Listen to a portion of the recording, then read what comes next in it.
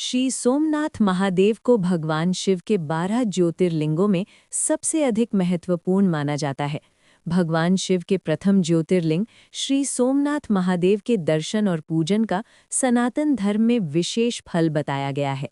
ये पावन धाम गुजरात राज्य के सौराष्ट्र क्षेत्र में अरब सागर के तट पर स्थित है। श्री सोमनाथ ज्योतिर्लिंग का आध्यात्मिक एवं धार्मिक महत्व। धार्मिक मान्यताओं के अनुसार सोमनाथ ज्योतिर्लिंग के दर्शन मात्र से भक्तों की जन्म जन्मांतर के पाप नष्ट हो जाते हैं। यहाँ की गई पूजा और साधना से कर्म दोषों का क्षय होता है और साधक के लिए मोक्ष या मुक्ति का मार्ग सुलभ हो जाता है। ये तीर्थ साक्षात शिव की उपस्थिति का प्रतीक है। यहाँ आने वाले भक्तों को असीम मानसिक शांति और महादेव की अटूट कृपा प्राप्त होती है।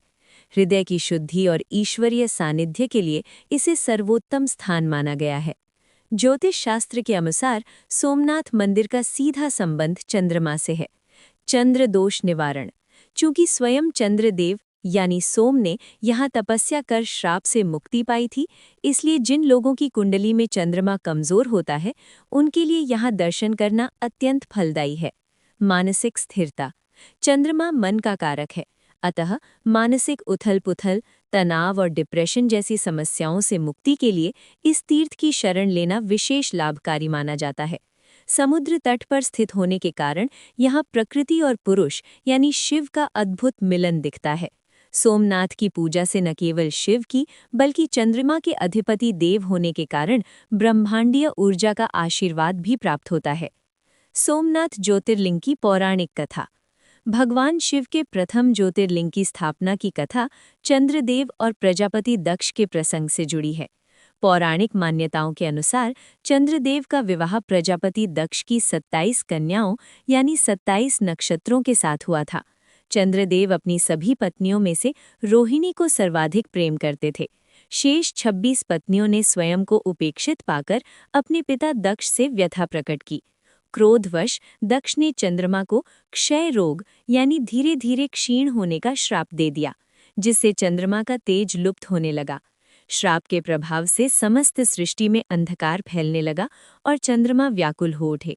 ब्रह्मा जी के परामर्श पर चंद्रदेव ने सौराष्ट्र के पावन प्रभास क्षेत्र में आकर भगवान शिव की कठोर तपस्या की। उन्होंने 10 करोड़ बार महामृत्युंजय मंत्र का विधिपूर्वक जाप किया। चंद्रदेव की अनन्य भक्ति से प्रसन्न होकर महादेव साक्षात प्रकट हुए।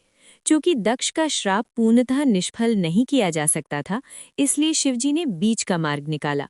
उन्होंने वरदान दिया कि हे सोम, एक पक्ष में तुम्हारी कलाएं घटेंगी, किंतु दूसरे पक्ष में वे पुनः बढ़ेंगी और पूर्णमासी को तुम अपना पूर्ण स्वरूप प्राप्त करोगे। इस प्रकार शिवजी की कृपा से चंद्रमा को श्राप से आंशिक मुक्ति मिली और सृष्टि में चंद्र कलाओं का क्रम आरंभ हुआ। चंद्रदेव अन्य देवताओं और ऋषियों के करबद्ध प्रार्थना पर भगवान शिव माता पार्वती के साथ उसी स्थान पर स्वयंभू ज्योतिर्लिंग के रूप में विराजमान हो गए। क्योंकि चंद्रमा यानी सोम ने यहाँ अपने नाथ यानी ईश्वर की आराधना की थी, इसीलिए इस पावन लिंग का नाम सोमनाथ पड़ा। कथा का सार।